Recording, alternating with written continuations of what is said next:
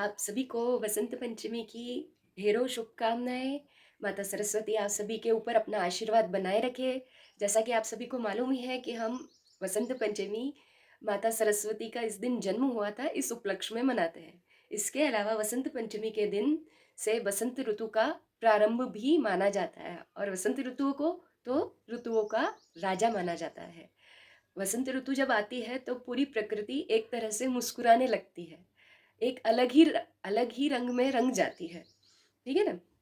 तो आखिर क्या क्या होता है वसंत पंचमी के दिन प्रकृति में? अगर हम देखें तो वसंत पंचमी के दिन आम के पेड़ों पर बोर आना शुरू हो जाते हैं। बोर मतलब फूल। आम के पेड़ पर फूल आना शुरू हो जाते हैं। गेहूं की बालियां खिलने लगती है और सरसों के खेत तो पूरे पीले फूलों से भर जाते हैं। ऐसा लगता है किसी ने जैसे सोने की चादर प्रकृति के ऊपर चढ़ा दी हो। और ये सब जब मैं मन में सोचती हूँ तो मेरे दिमाग में तो एक ही ख्याल आता है, और कौन दिखाई देता है? तो शाहरुख खान और काजोल। आपको नहीं दिखाई देते हैं इन सब? जब सरसों के खेत की खासकर बात होती है तो मुझे तो ये दोनों ही दिखाई देते हैं, और एक गाना दिमाग में बजने लगता है। आपके भी ऐसा दिमाग में ऐसा आता है? कौन सा गाना?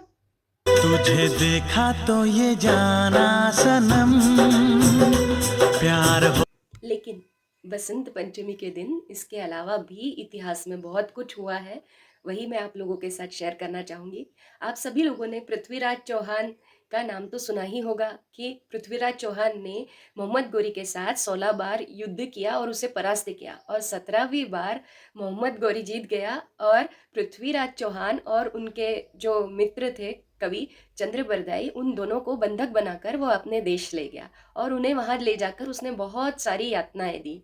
लेकिन जब वह मृत्युदंड उन्हें देने ही वाला था तब उसे पता चला कि पृथ्वीराज चौहान तीर चलाकर अंधे होने के बावजूद भी सही निशाना साध सकते हैं। तो उसने उनकी कला का प्रदर्शन देखना चाहा। चंद्रवरदाई के कहने पर उन्होंने एक स्थान सुनिश्चित किया जो बहुत ऊंचाई पर था, और वहां से एक बजर जैसा दबाया।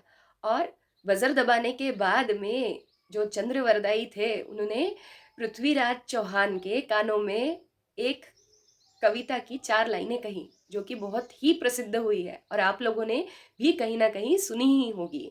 4 बास 24 गज अंगुल अष्ट प्रमाण, ता ऊपर सुल्तान है मत चूके चौहान। बस ये पंक्तियां सुननी थी और पृथ्वीराज चौहान ने तीर चला दिया और वहीं के वहीं मोहम्मद गौरी को मृत्युदंड दे दिया। कहानी यही खत्म नहीं हुई। पृथ्वीराज चौहान और चंद्रवरदाई ने मोहम्मद गोरी को मारने के बाद एक दूसरे को चाकू मारकर अपना आत्म बलिदान दे दिया था, और यह घटना वसंत पंचमी के दिन ही घटित हुई थी। इसके अलावा और भी बहुत सारी घटनाएं हैं, जैसे गुरु गोविंद सिंह जी का जो विवाह है वो वसंत पंचमी के दिन ही हुआ था। इसी दिन गुरु राम सिंह कुका का भी जन्म दिवस मनाया जाता है। इन्होंने भी अंग्रेजी सरकार का बहिष्कार कर डाक सेवा तथा प्रशासन व्यवस्था चलाई थी। गुरु राम सिंह कुका ने गौ रक्षा, स्वदेशी, नारी उद्धार, सामूहिक विवाह आदि पर अधिक जोर दिया था उस समय। और वसंत पंचमी के दिन राजा भोज का भी जन्म दिवस मनाया जाता है। इसमें खास बात यह है कि इनके जन्म दिवस के अवसर पर इनकी पूरी प्रजा को भोज दिया जाता था और यह भोज 40 दिनों तक चलता था। इसके अलावा वसंत पंचमी के दिन हमारे हिंदी के सुप्रसिद्ध कवि, जिनका नाम मैं नहीं बताने वाली हूँ, उनका भी जन्म दिवस आता है। उनके बारे में सिर्फ मैं आपसे इतना कह सकती हूँ कि हमारे जो विद्यालय है उनमें सरस्वती वंदना जो गाई जाती है हिंदी में, उसके रचयिता यही हैं।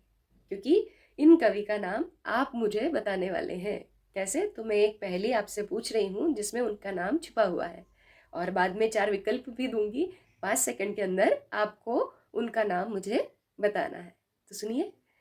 खुले मन से खुले मन से दान है देते, महाप्राण जिन्हें सब कहते, अणिमा अपरा अर्चना आराधना, अणिमा अपरा अर्चना आराधना, गीतांजलि कविता के साथ साहित्य में अपनी छवि बनाए, साहित्य जगत में छवि बनाए, ऐसा इनका निराला स्वभाव।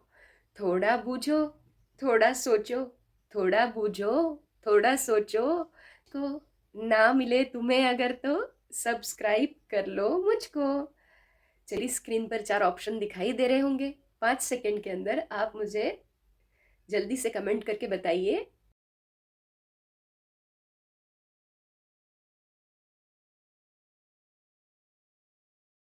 सूर्यकांत त्रिपाठी, जिन्हें हम निराला या महाप्राण के नाम से भी जानते हैं। आपको आज का वीडियो कैसा लगा, कमेंट करके ज़रूर बताइए और वीडियो को लाइक और शेयर करना ना भूलें। धन्यवाद।